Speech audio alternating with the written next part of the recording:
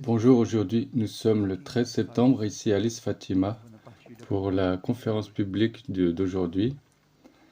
Le thème que nous avons choisi pour aujourd'hui dit cela. Ce que je ne connais pas peut garder la meilleure partie. C'est une impulsion importante parce que nous sommes une race mentale. Nous évoluons dans un processus mental. Et si nous ne découvrons pas d'autres voies, d'autres façons de trouver notre processus véritable, ce sera un peu plus difficile. Et nous avons été éduqués à répéter des expériences, n'est-ce pas? Et quand nous nous réveillons ou nous retrouvons le chemin spirituel, nous avons tendance à répéter ce mécanisme, à répéter des expériences, jusqu'au moment où, guidés par notre monde intérieur, où nous allons trouver à nouveau le point exact où nous sommes arrêtés dans une vie antérieure pour recommencer. Alors, on va comprendre, je mets l'accent sur ça, que notre expérience ne commence pas aujourd'hui. Aujourd'hui, dans cette incarnation, nous sommes des êtres qui avons vécu beaucoup d'expériences dans l'univers et sur cette planète. Et nous avons besoin maintenant de tout mettre ça en ordre, tout mettre en ordre pour profiter de ce mouvement apparemment chaotique de la planète qui est une transition pour voir de nouveaux horizons comme nous allons voir aujourd'hui. Alors, ce mouvement que nous sommes un peu emprisonnés de ce que nous connaissons déjà doit être vécu avec beaucoup de discernement, de gratitude pour qu'on ne se précipite pas. Nous avons des expériences que nous devons consolider, mûrir, extraire le maximum de ces expériences et percevoir le moment où cela est usé. Et il est nécessaire de trouver d'autres niveaux à l'intérieur de ça pour ne pas stagner spirituellement. Et on a comme une pratique, disons, de toujours alerter à ces points qui sont arrêtés dans notre conscience pour qu'on ne perde pas l'opportunité de sentir la liberté même en étant ici dans ces liens, dans ces attachements où nous sommes enveloppés, mélangés avec beaucoup de choses, où nous perdons souvent cette liberté intérieure. Et un de ces points, c'est la tendance que l'on a de contrôler les choses. Les autres, les processus, n'est-ce pas? Nous avons été éduqués comme ça.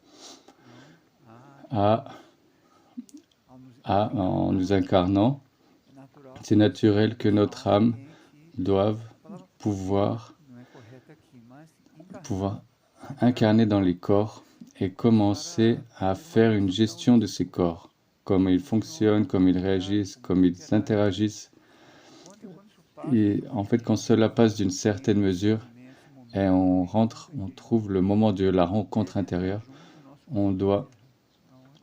ce processus doit être fait en union avec notre monde intérieur. Et en ce moment, nous sommes éprouvés, nous sommes testés pour voir si ce que nous avons assimilé des autres vies était bien assimilé. Et même des êtres très évolués spirituellement vivent des processus, donc comme Sainte Thérèse d'Avila, Padre Pio, des récits d'êtres qui ont été avec nous, qui étaient très évolués. Pourtant, ils devaient encore apprendre dans leur incarnation et confirmer des engagements. Donc tous ces êtres, par exemple Saint Jean de la Croix, ou aussi tous les êtres de l'Orient, ils nous ont laissé un héritage de nous apprendre à comment cohabiter dans des moments d'incertitude, des moments où le mental n'a pas le contrôle. Et alors des êtres qui ont été très mentaux dans ces processus antérieurs, ou qui ont beaucoup de contrôle, beaucoup de pouvoir, ils ont de la difficulté de vivre dans l'incertitude. Et ça commence à les mouvoir, à branler, à brinque-baller à leur processus de foi. Et donc ça fait partie du processus, c'est une étape. Alors, dans ce sens, nous devons comprendre que tout ce qui nous arrive, quoi que ce soit, Cela arrive parce que c'est permis par l'univers, donc par la conscience unique, comme chacun peut la comprendre. Cette conscience nous permet que quelque chose nous arrive parce que nous avons quelque chose à voir avec cela, ou nous avons un lien avec cela, ou nous avons un élément chimique, pour utiliser une analogie, pour collaborer dans l'harmonie de ce contexte. Mais ce qui nous arrive, c'est ce qui nous correspond, c'est ce qui nous revient. Donc, parce que sinon, cette situation ne va pas nous toucher, ou bien elle va arriver, mais elle ne va pas faire partie de notre mécanisme. Alors, ce qui appelle l'humanité, ce n'est pas un appel personnel. On a déjà étudié ici, dans les conférences antérieures, que l'humanité vit une transition, le logos vit une transition, et cela est un événement cosmique considérable. Et c'est pour cela que nous devons être très conscients de cela, pour ne pas perdre la concentration, pas perdre le focus devant ces mouvements d'obscurité qui sont autour de nous, qui viennent en tant que des faits concrets, mais qu'on ne voit pas dans une réalité plus ample. Dans l'humanité, on a un potentiel d'aide très grand, comme nous allons voir, comme nous avons déjà étudié dans les partages antérieurs, la réalité spirituelle de la planète, une conférence qui est disponible, mais nous devons apprendre ou réapprendre à être reconnaissant pour tout cela, pour tout ce que nous vivons. Bien. Nous avons ici certaines questions qui font partie de ce thème, donc on va développer aussi avec le thème et les questions, avec d'autres choses importantes. Une personne demande ce qui suit. Je me suis séparé et maintenant la douleur de la solitude me corrompt. Que puis-je faire? Il n'existe pas une réponse pour des apprentissages que chacun doit faire, qui font partie de notre chemin. Mais la question c'est tu dois observer est-ce que tu es vraiment décidé à écouter l'autre, écouter la vie, écouter d'autres perspectives qui ne correspondent pas à la tienne. Est-ce que tu es décidé à écouter? Parce que voyons, souvent, l'absence peut être la seule façon de développer l'écoute. Ceci s'absente en nous et ça peut correspondre à une aide spirituelle. La nuit, c'est la nuit obscure. Donc souvent, c'est indispensable l'absence pour que nous puissions reconnaître la valeur de ce que nous avions et de ce que nous ne valorisions pas. Alors l'absence peut être la seule façon d'écouter quelque chose. Alors la souffrance, votre difficulté d'avoir perdu une opportunité d'écouter, d'entendre. Ah oui, mais alors, maintenant. Et maintenant, je cherche à écouter ce qui est devant moi. Dans cet exercice, cela peut être une réconciliation. Donc le karma prendra soin de cela. Donc l'attitude, c'est d'essayer de se libérer de cette chaîne qui nous emprisonne à travers l'écoute,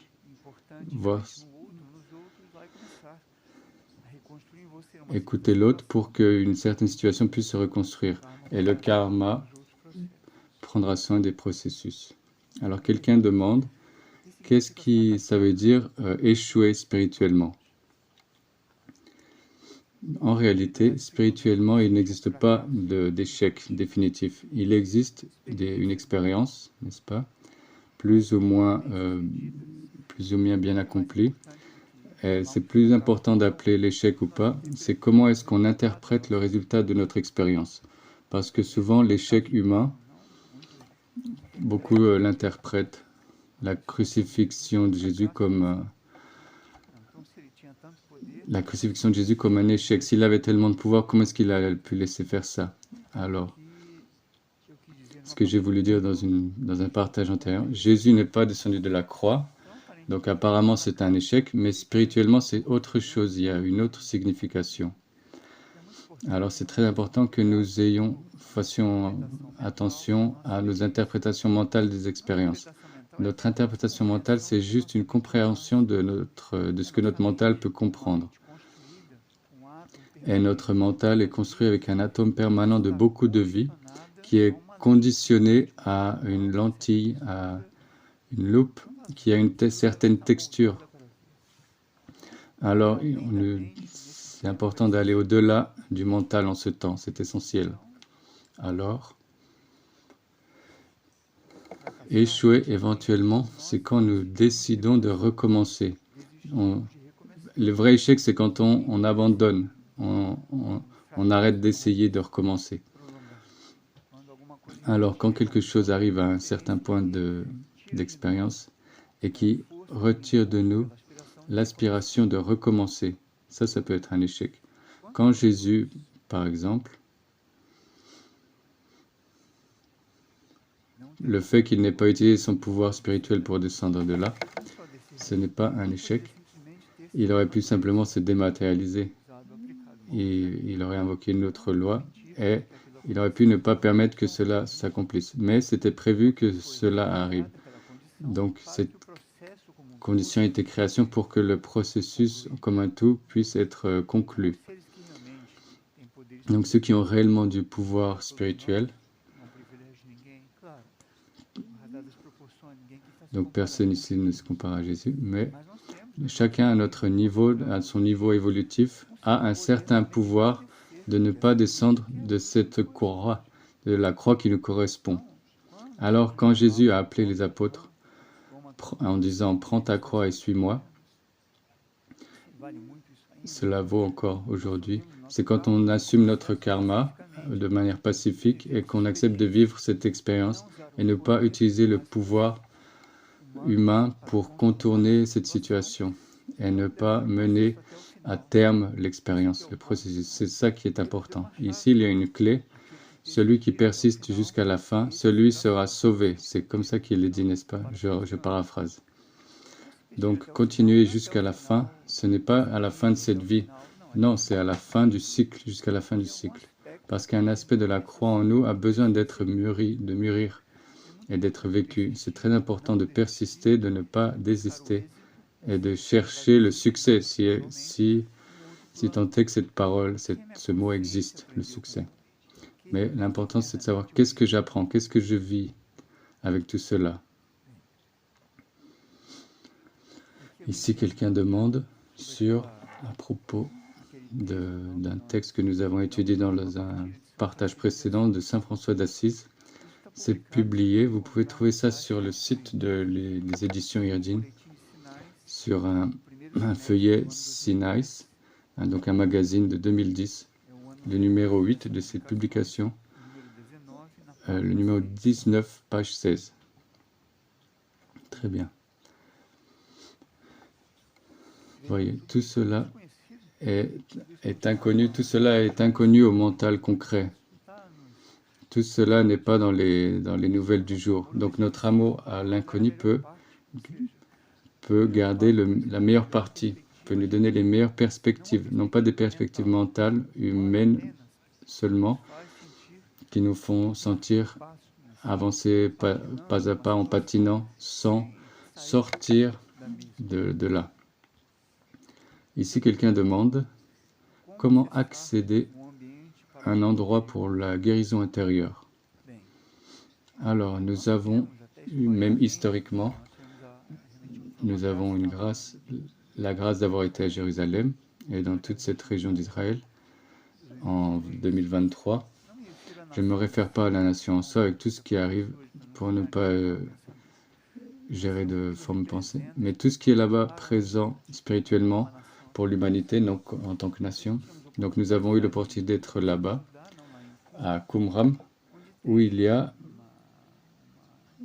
une relique avec les Esséniens. Et nous avons pu voir certaines constructions souterraines, des escaliers de pierre.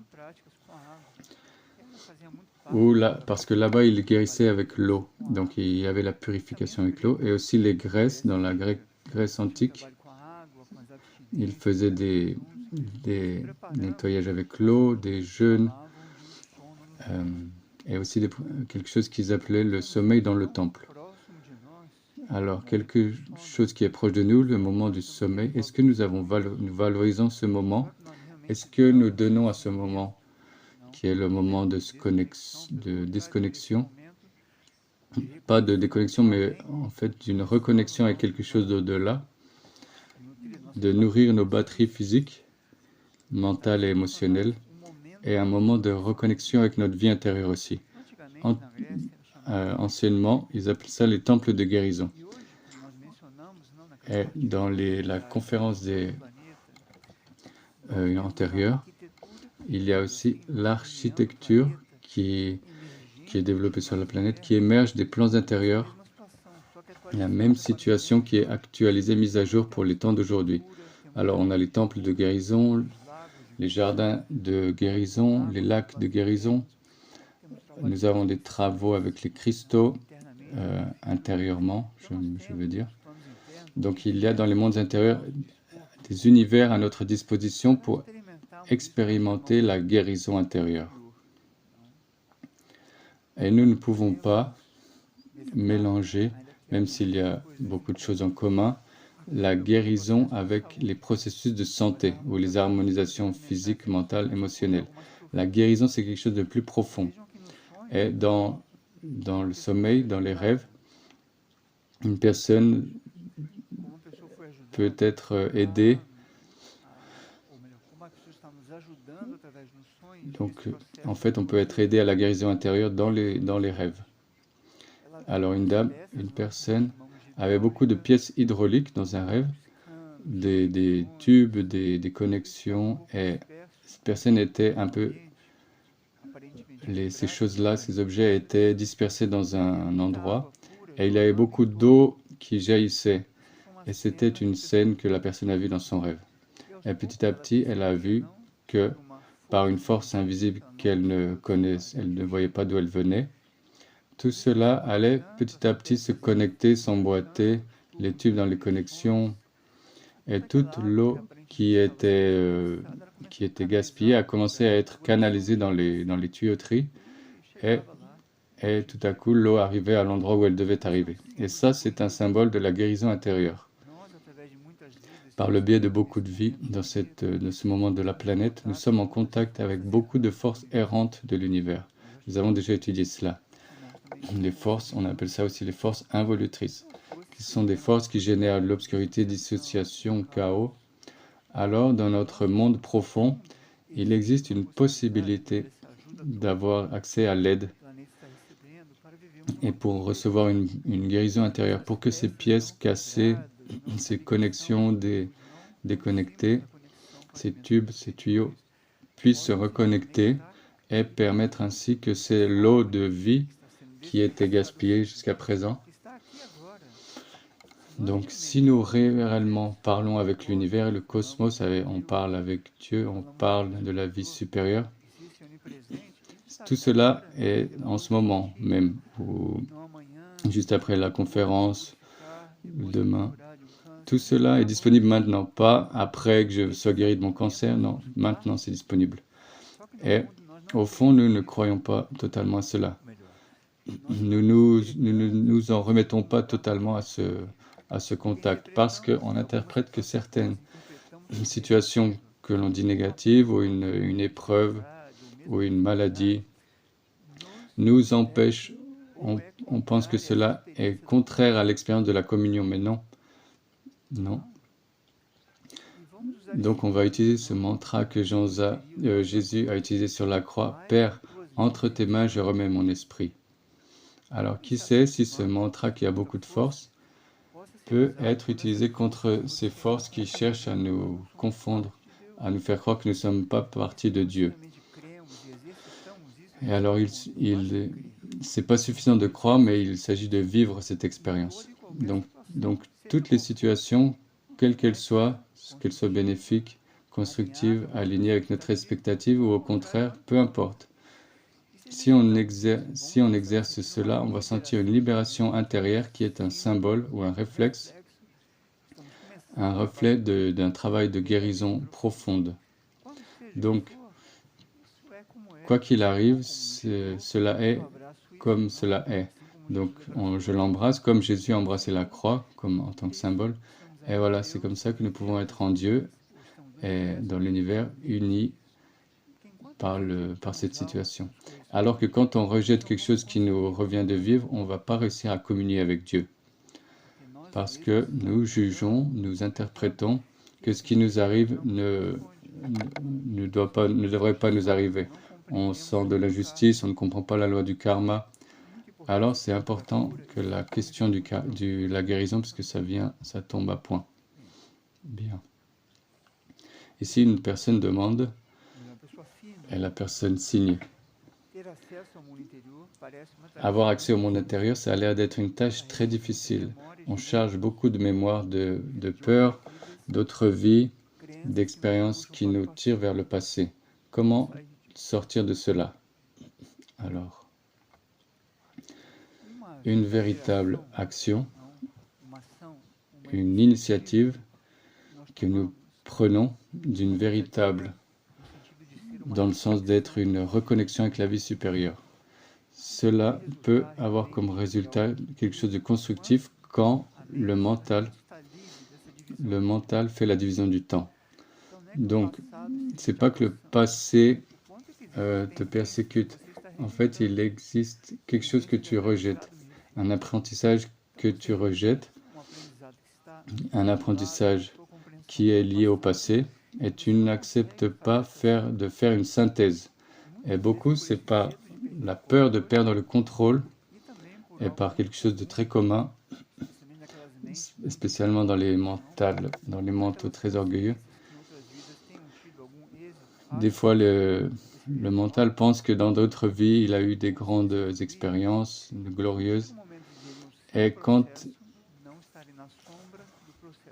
on se retrouve dans l'ombre du processus d'un autre, on sent une difficulté d'être dans l'ombre, d'admettre qu'on est dans un processus d'évolution et accepter que nous devons transcender beaucoup de choses à transcender. Alors, transcender, ce n'est pas une pénalisation de la condition humaine, mais la condition humaine nous amène à un apprentissage spécifique. Donc, notre conception de l'humanité est très particulière. Nous devons guérir cela aussi. Alors, pour résoudre cela, nous devons chercher à être plus en quiétude, plus calme. Pour trouver à l'intérieur de nous, quand nous sommes dans quand nous pouvons vivre à partir d'une intention correcte, quand nous pointons notre intention dans la direction correcte, on peut nous calmer et nous savons que le résultat de tout cela est dans les mains de l'univers. Dans les mains de l'univers.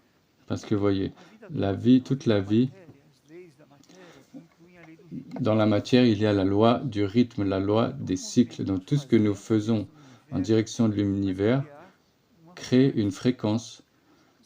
Cette fréquence va pulser avec notre rythme, avec notre pratique, avec notre persistance. Cela va créer une vibration qui va créer l'énergie correspondante à cela.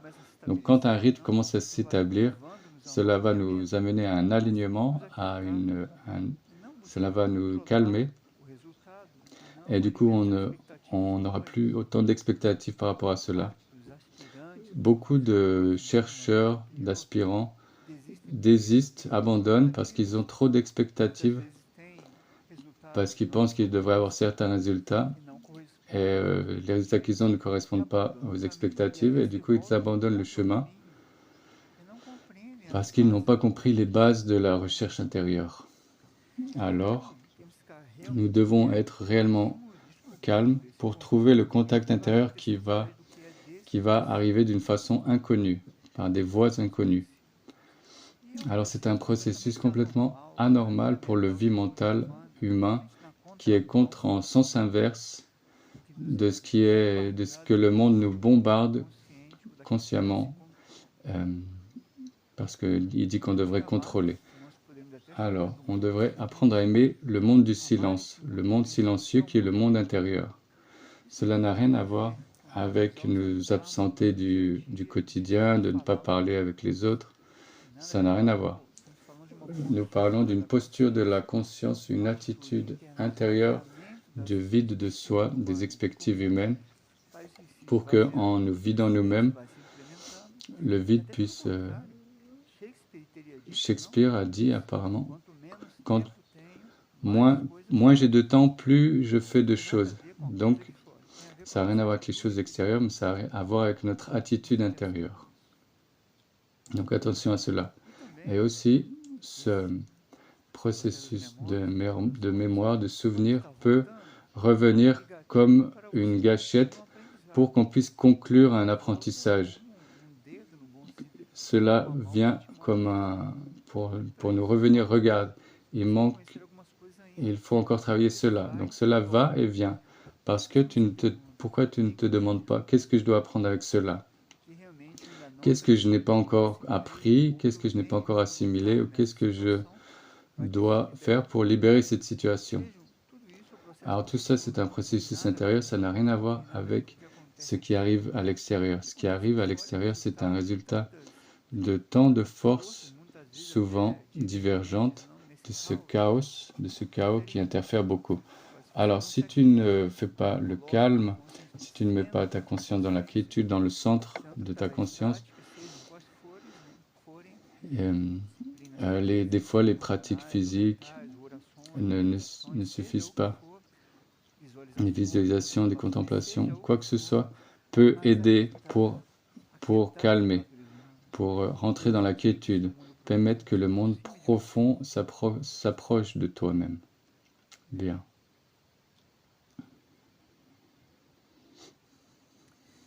Une personne demande ici qu'il est mentionné qu'on a une famille spirituelle qui nous connecte avec des noyaux profonds et supérieurs. Et la personne commente. Cela est de beaucoup de responsabilités vu que nous avançons, alors tous avancent selon ce que dit la personne. Alors la demande est, nous aussi nous sommes connectés avec des noyaux inférieurs et donc par affinité, notre conscience se connecte avec la dimension égoïque astrale inférieure. Si cela est comme ça, comment est-ce qu'on se déconnecte de cela? Triguerino disait que toujours quand les questions sont réelles,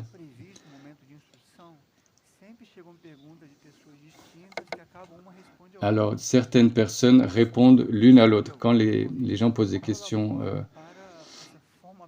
incohérentes, les questions se répondent les unes aux autres, entre les différentes personnes. Donc c'est comme ça qu'on peut s'aider mutuellement. Et aujourd'hui, une personne a rêvé qu'elle marchait, elle observait que quand elle regardait son ombre, il y avait beaucoup d'ombres qui l'accompagnaient, et non seulement la sienne, comme il arrive d'habitude. Alors, ces ombres que la personne a vues dans son rêve, ce sont des aspects humains de cette vie et d'autres vies qui sont des restes d'expériences antérieures et qui éventuellement, aujourd'hui, nous continuons d'alimenter dans cette incarnation. Alors oui, nous avons ces liens aussi avec des situations inférieures, en plus de cette famille appelée spirituelle, et aussi, des fois, ces ombres qui nous accompagnent, c'est que nous, en fait, des fois, nous allégeons l'autre de ces ombres. Donc, si on comprend que l'humanité est unique, que nous faisons partie d'un groupe spirituel, beaucoup de processus que nous vivons, éventuellement, ne sont pas seulement des processus personnels à nous.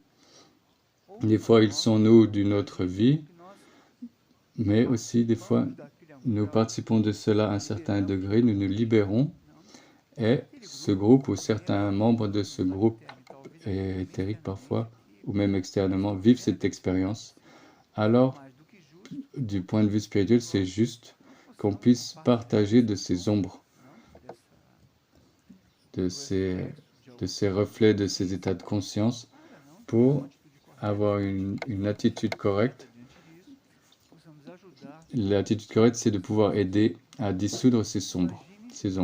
Imaginez si tous les êtres humains comprenaient la vie de cette façon. Donc les ombres qui nous accompagnent. Donc, si on pouvait sortir de ce centre gravitationnel qui est notre ego humain, beaucoup de choses pourraient arriver dans notre vie et dans l'univers. Par exemple aussi, dans ce processus de la société, de la famille humaine, si on pouvait comprendre, peu importe quelle ombre il s'agit, il s'agit de ne pas voir du point de vue de l'autocommisération, parce qu'il y a beaucoup de personnages victimistes qui est très traître. Donc, l'idée, c'est d'adopter l'esprit de service, de compréhension supérieure que quelque chose peut avoir avec nous. Et si on voit ces ombres, est-ce qu'on peut se rendre compte que ces ombres peuvent nous appartenir ou peuvent appartenir à d'autres? Et dans tous les cas, il s'agit de travailler la libération, mais non pas de manière égoïste, mais en réaffirmant nos décisions, quel chemin nous voulons emprunter, et consolider ces codes pour attirer des nouveaux codes à nos vies, pour que l'ancien puisse se dissoudre. Et très certainement, ne doutez pas de cela, si on travaille à l'intérieur de nous et on consolide ce pas, cela va se refléter tant aussi dans la famille spirituelle qui attend notre évolution supérieure. Et les liens que nous avons avec les forces involutrices vont s'éloigner de nous. Donc tout ça peut se passer dans un processus intérieur, dans la conscience sans combat.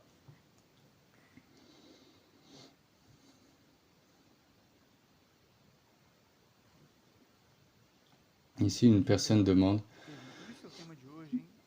donc dans le thème d'aujourd'hui, ce que je ne connais pas peut contenir la meilleure partie.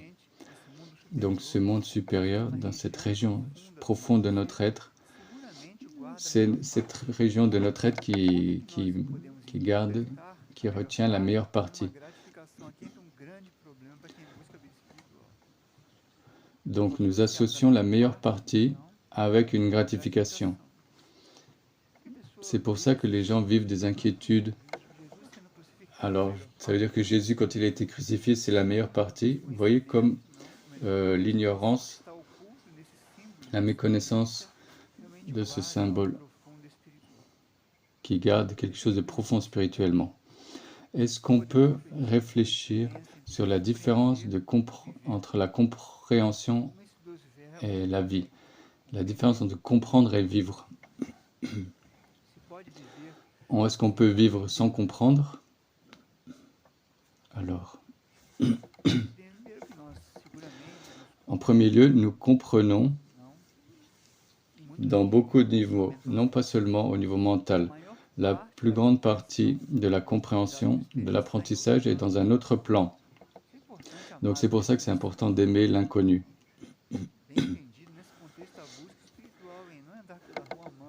Donc ce n'est pas déambuler dans la rue et accepter n'importe quoi.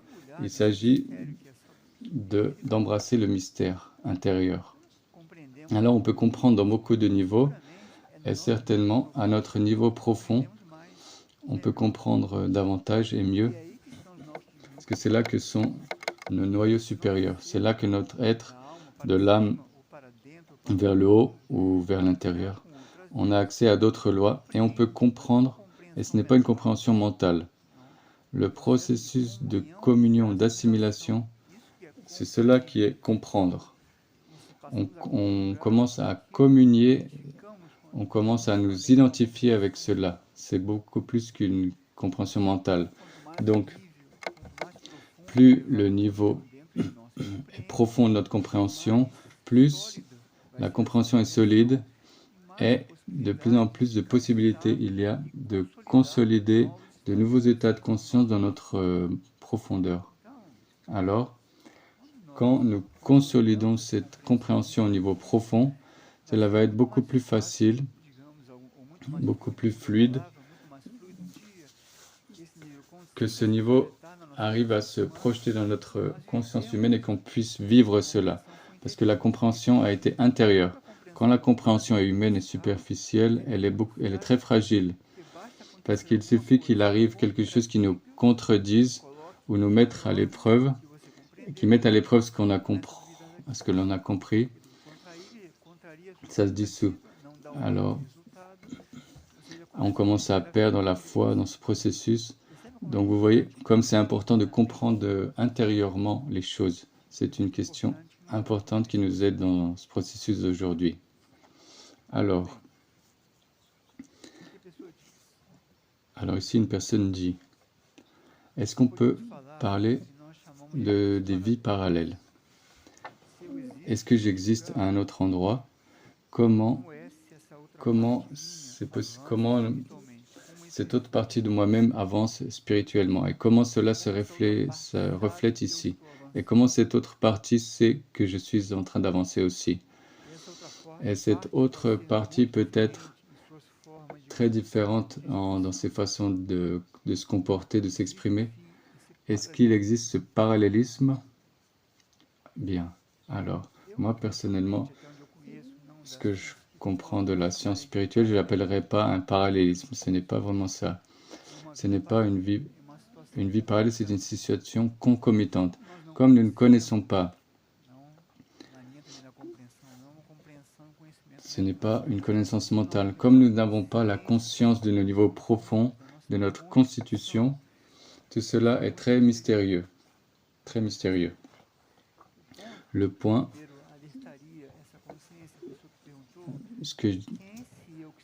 alors, qui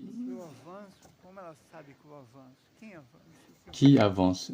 L'important c'est qui pose la question dans cette question. Est-ce que c'est l'ego? Qui est celui qui demande? Qui est celui qui avance? Qui est cet autre niveau? Allons-y petit à petit. Premièrement, nous devons nous rappeler, quand nous avons commencé ce cycle de conférences publiques, basé sur le glossaire ésotérique de Triggerino, nous avons un mot basique qui est la compréhension basique de la conscience humaine. Beaucoup d'esprits ou de monades, beaucoup d'esprits ont 7 monades, d'autres ont 14 monades, d'autres ont 24, d'autres ont 27 monades, etc. Et dans le niveau le plus élevé, très proche d'une possibilité d'exprimer la matrice du Père, de Dieu, ou de l'univers de la conscience unique, la conscience de Christ, connue aussi comme Samana dans l'univers, en 72 monades. Donc ces monades ou expressions,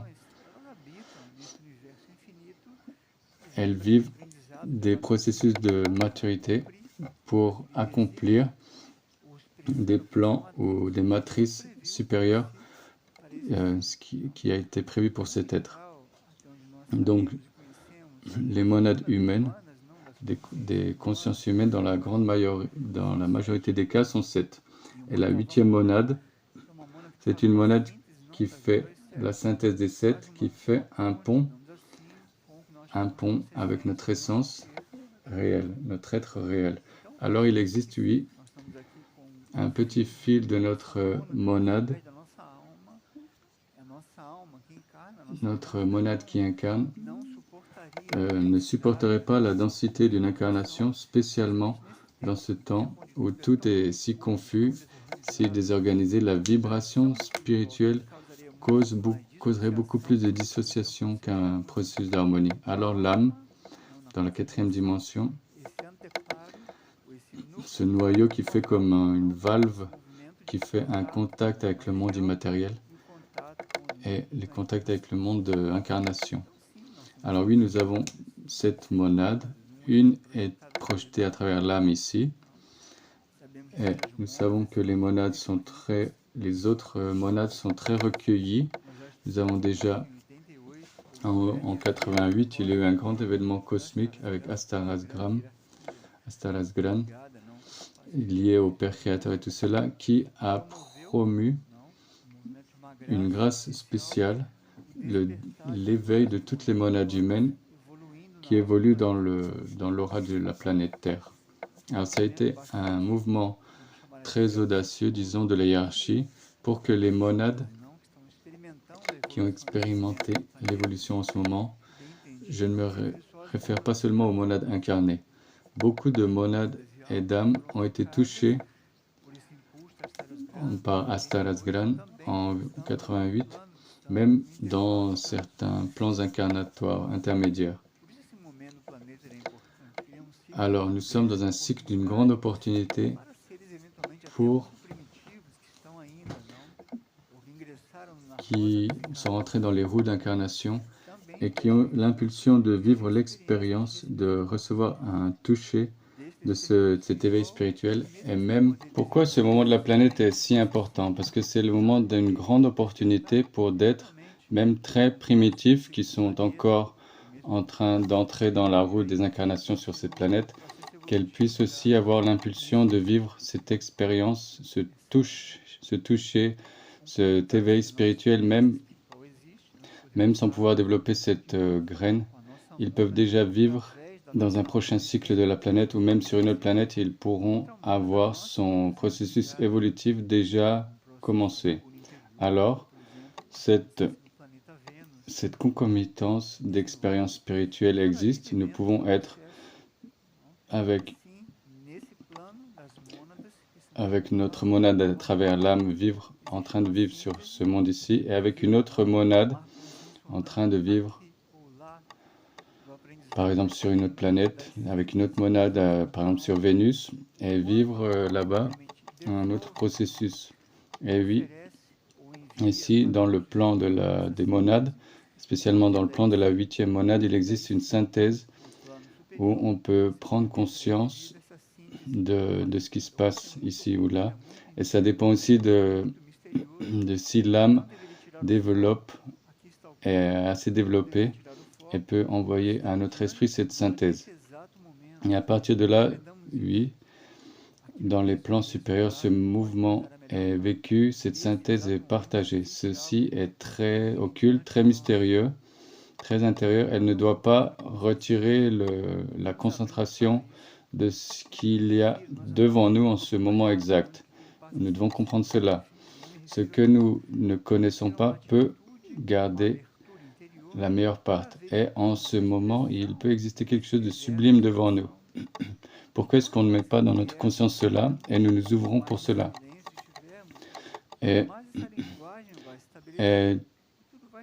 tout n'est Je veux dire que je me réfère à une attitude, à une ouverture intérieure pour voir en tout une expression de cet univers en expansion.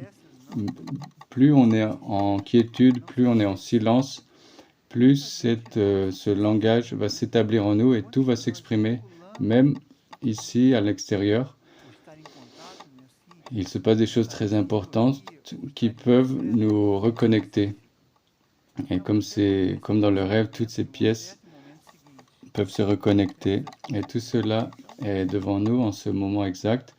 Et donc, nous devons nous lier, nous devons être en contact, en syntonie ou en s'offrant soi-même pour que tout ce qui arrive entre le moment d'une offre et le moment suivant, il peut se passer beaucoup de choses.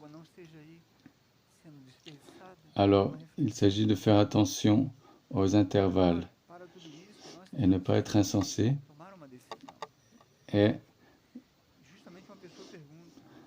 être très vigilant dans tout ce qui se passe dans notre vie pour que cette eau ne soit pas gaspillée. Alors, c'est sûr, pour tout cela, nous devons prendre une décision. Et justement, une personne demande, dans ce sens, comment savoir la raison de ne pas parvenir à maintenir une décision. Une personne, donc apparemment, qui a pris beaucoup de décisions, mais qui sent une frustration parce qu'elle sent que ces décisions n'ont pas été vraiment des décisions, et du coup, elle revient et elle vit de nouveau les mêmes situations. Alors, la décision, ce n'est pas une question impulsive et superficielle. Alors, une décision, c'est quand nous nous identifions à un moment cyclique qui est devant nous. Donc, intérieurement, nous sommes devant quelque chose qui nous mène à prendre une décision. On ne sait pas forcément quelle décision c'est. C'est comme une inquiétude saine en nous. Et une inquiétude saine qui nous pousse à prendre une décision. Et si on n'est pas connecté intérieurement à ce mouvement, quelque chose de profond, et quelque chose qui nous pousse à surpasser un processus égoïque. Donc on doit être connecté avec notre intérieur pour ne pas prendre une décision impossible et puis ensuite vivre une frustration inévitable. Une décision, si elle doit être accompagnée d'un processus de conversion et de transformation. Si la décision n'est pas accompagnée d'une transformation, d'une conversion, d'un changement de paradigme, ce ne sera pas une décision, n'est-ce pas? Ce sera un ajustement, une adaptation, un arrangement, mais non pas une décision. Alors, si nous cultivons une transformation, nous cultivons une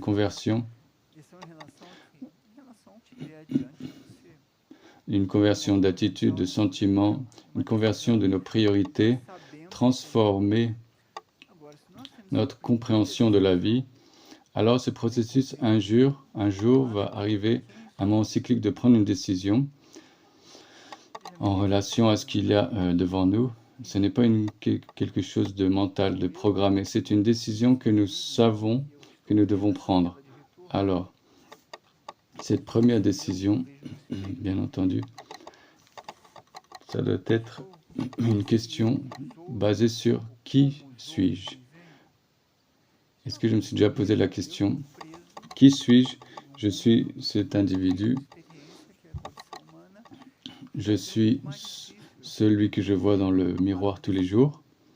Est-ce que je suis ce moi que les autres voient, comment les autres me voient? Est-ce que je crois à cela? Si je crois que je suis cela, je suis emprisonné dans le niveau d'expérience de la condition humaine. Et ce sera un peu difficile de comprendre de prendre une vraie décision dans le sens de la recherche spirituelle, de la quête supérieure.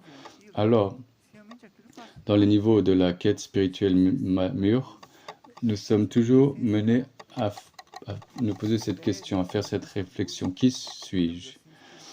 Alors, je pose cette question et j'observe d'où vient cela, de quelle région vient cela. Est-ce que cela fait partie de ma nature profonde? Est-ce que j'ai besoin de cela? Est-ce que cela est essentiel? Et beaucoup se perdent dans cette quête que l'on peut appeler spirituelle, quand ils commencent à rencontrer dans les plans intermédiaires beaucoup d'expériences phénoménales qui apportent une gratification et ils restent emprisonnés avec cela, liés à ce qui attache la conscience à un plan intermédiaire. Alors l'humanité marche vers une libération de ce mouvement avec les forces matérielles. Une libération, c'est donc un détachement. S'il n'y a pas de détachement, ce n'est pas une libération. Donc, dans l'Orient,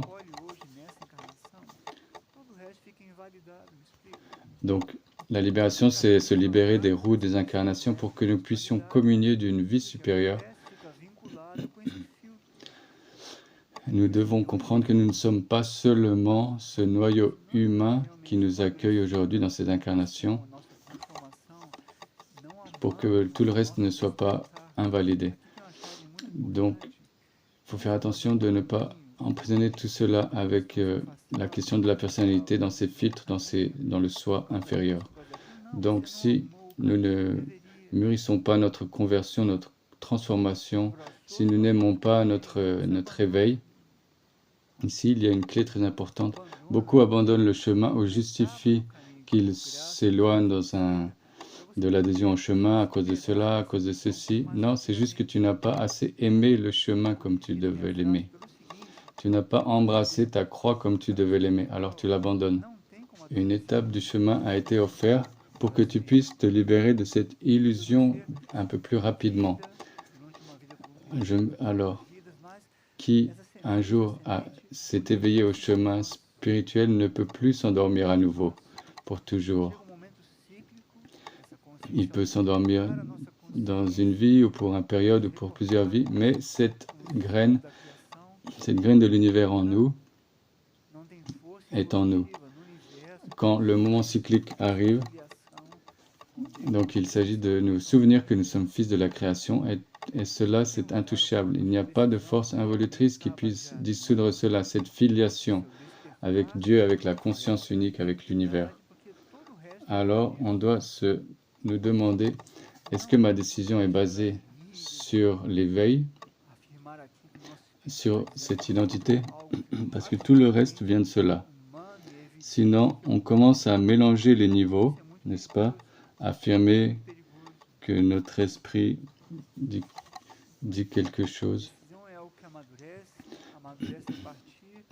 Ça, c'est dangereux. Les décisions seulement humaines. Alors voilà. La décision, c'est quelque chose qui mûrit à partir de notre éveil.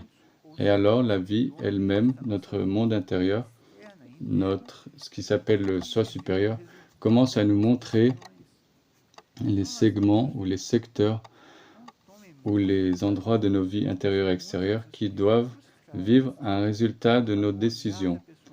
Alors, sinon ce sera pas soutenable. Alors, je connais beaucoup de gens qui vivent dans la frustration. Une personne frustrée, elle est frustrée, une âme frustrée. Parce que l'âme, les yeux sont une expression de l'âme. Alors, l'âme est frustrée parce qu'elle voit, elle demande de l'aide, elle voit qu'elle est emprisonnée par sa personnalité, qui insiste à emprisonner la vie intérieure dans cette quête un peu bon marché, cette spiritualité mystique ésotérique qui ne nous aligne pas avec le supérieur. Donc une personne, comment faire pour collaborer dans ce moment avec ces êtres supérieurs qui sont présents, qui sont sur la planète et qui collaborent avec l'humanité. Le premier point de la collaboration, c'est que l'on puisse s'éveiller à notre monde intérieur. Alors, l'identification avec notre soi supérieur, c'est quelque chose qui ne vient pas de l'ego, pas de la personnalité, qui ne va pas apporter les mêmes mécanismes à la personnalité. Et les épreuves que les aspirants vivent, dans la grande majorité des aspirants, des chercheurs, c'est qu'ils mènent à la vie spirituelle les mêmes expectatives que l'ego humain promeut dans sa vie. Que tout tourne, par exemple, tout tourne autour de lui-même. Donc c'est un processus. Donc ça c'est très égoïque. Être dans le centre comme une victime. Non, victime, il n'y a pas de victime. Tu ne connais pas la loi du karma. Donc le protagonisme de quoi il existe, un karma, un dharma. Ou bien tu comprends ça définitivement, ou tu seras emprisonné dans ce cycle et que ton âme se débat. Elle n'arrive pas à se libérer. Ça se voit dans les yeux. Alors comment est-ce qu'on arrive? Donc le manque de force dans la décision, ça dépend de la consistance de la volonté de te transformer. Ça ne veut pas dire se transformer, être une personne toute gentille, qui parle bien, non. Ça, c'est de l'éducation. Mais essayons d'être plus profond. Une transformation, une conversion, c'est une transformation du paradigme. Comment je me vois, comment je vois ma vie, qu'est-ce que la vie pour moi? Est-ce que je suis dans le rouleau de la vie commune, avec des attitudes, des expectatives, j'accompagne les modes, les modernités pour que je sois accepté par les autres. Ceci, c'est quelque chose qui t'emmène vers quelque chose de très obscur. Alors la planète aujourd'hui, depuis 88, l'opération sauvetage a commencé. Lisez le glossaire ésotérique, opération sauvetage. Tout ce qui est lumineux dans la vie intraterrestre, dans la réalité supraphysique, dans l'univers. Tout aujourd'hui collabore avec cette opération sauvetage. Sauver, dans le langage biblique, sauver l'humanité du naufrage qui est la vie de chacun, qui est la vie quand on nourrit les forces involutrices qui sont les forces chaotiques. Est-ce que nous voulons sortir de cette avalanche? Est-ce que nous voulons sortir de ce rouleau? Ce qui est important, c'est que nous ne sommes pas des initiés. Notre âme, notre monde intérieur n'a pas le contrôle absolu de nos corps. Pourtant, tous ceux qui cherchent leur réalité supérieure de façon sincère et persistante commencent à être très aidés pour pouvoir contenir le mouvement des corps. Contrôler est un verbe, contenir est un autre verbe, n'est-ce pas? Je ne peux ne pas réussir à contrôler tout ce qui échappe à mon contrôle. Contrôle dans le sens positif du terme. Contrôler là, ça veut dire regarder vers mon corps et dire non, ce sentiment n'est pas le mien, je ne vais pas l'alimenter. Je peux contrôler à un certain point cela. Contenir, en fait, c'est discipliner mon corps. Je peux voir dans certains stimuli, peut venir un sentiment, une tristesse, une inquiétude, et je peux contenir cette réaction qui est la mienne devant ce qui arrive et non pas l'alimenter. Cela, on peut le faire. On n'y arrive pas forcément à 100%, mais ce sentiment peut sointer un peu, mais c'est un apprentissage. On peut développer cette force intérieure de maintenir les choses en ordre tant qu'on adhère, et on peut adhérer ou pas à ce qui nous arrive.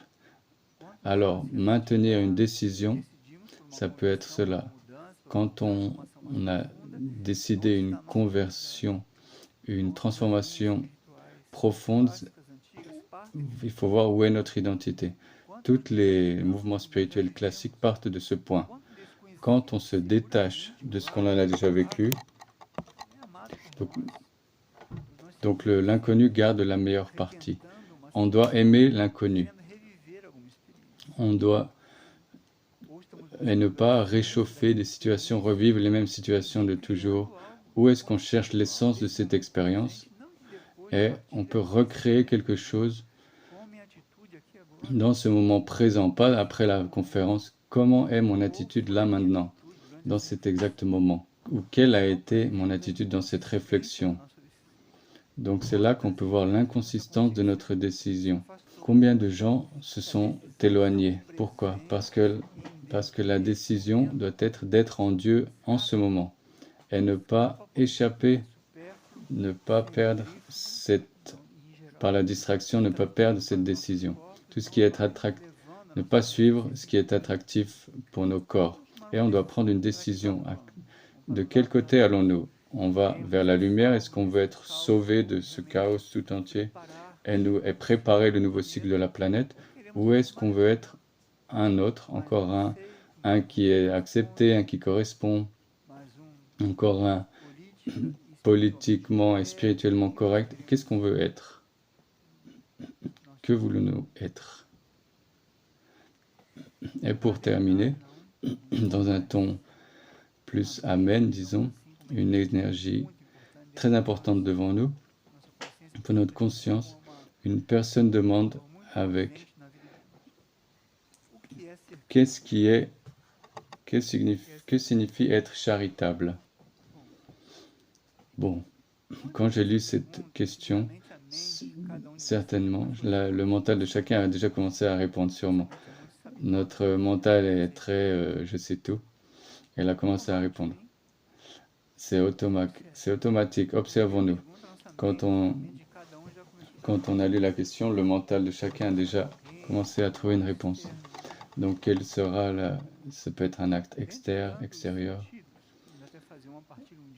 On pourra faire une conférence un jour sur une impulsion, sur une phrase de Mère Teresa de Calcutta qui s'appelle aujourd'hui Riche Kamel en tant qu'hiérarchie, qui émet des impulsions sur la charité. En revenant ici au contexte, très lié à la conférence d'aujourd'hui, donc la charité, ça peut être où nous voyons amour, lumière.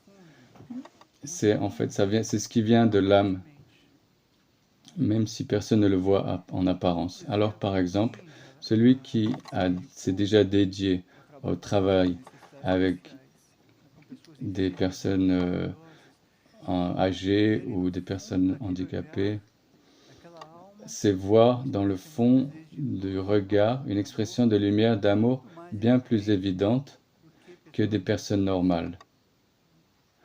Donc un être charitable, avec ce degré de pureté, d'ouverture, de transparence, ce sont ces êtres qui nous aident à voir dans ces situations des choses que personne ne voit. Ces expériences, pour ainsi dire, ces apprentissages, quand nous sommes dans une expérience comme ça, des personnes abandonnées parce qu'ils ne correspondent pas à ce qui est harmonieux, fameux, accepté, protagonistique. Donc un être charitable peut être une graine. Quand on voit une situation comme cela, dans la profondeur de cette conscience, on sent quelque chose. Alors on sait que là, il existe un degré d'amour, de lumière, une nécessité profonde, très certainement, d'être concentré sur l'essence, vu que l'expérience humaine n'a pas coïncidé avec ce qu'il est comme ce qu'on connaît normalement. Donc un être charitable, c'est cela aussi, parmi beaucoup d'autres choses, bien sûr. Alors nous sommes charitables quand on perçoit cela, on accepte cela. Donc ce n'est pas seulement percevoir, c'est quand on accepte, quand on accueille cela. Le point, c'est qu'il y a beaucoup de gens qui ont peur, qui ont la terreur de rencontrer une personne avec déficience, avec un handicap, nécessité particulière, ou des personnes qui sont dans des situations spécifiques. Pourquoi est-ce qu'ils ont peur? Parce que cela nous rappelle la charité. Alors vous comprenez la douleur? Donc ce n'est pas le processus de l'autre qui nous affecte, mais c'est parce que cela nous rappelle combien nous sommes loin d'être charitables, comment on n'accueille pas profondément ce que l'autre expérimente. Et c'est la douleur de ne pas accueillir l'amour et la lumière qui sont à l'intérieur de nous. Donc voilà, une question très importante pour conclure cette réflexion. Très bien. Donc, ce que je ne connais pas peut garder la meilleure partie, peut contenir la meilleure partie. Donc ces impulsions, ces réflexions, ce sont des invitations pour approfondir notre quête d'éveil. Donc on se voit dans 15 jours, n'est-ce pas? Le 27 septembre. On va voir ce que l'univers nous souffle jusque-là, qu'on puisse nous aider mutuellement sur ce chemin, sur cette trajectoire. Très bien. Une bonne nuit. Gratitude à tous.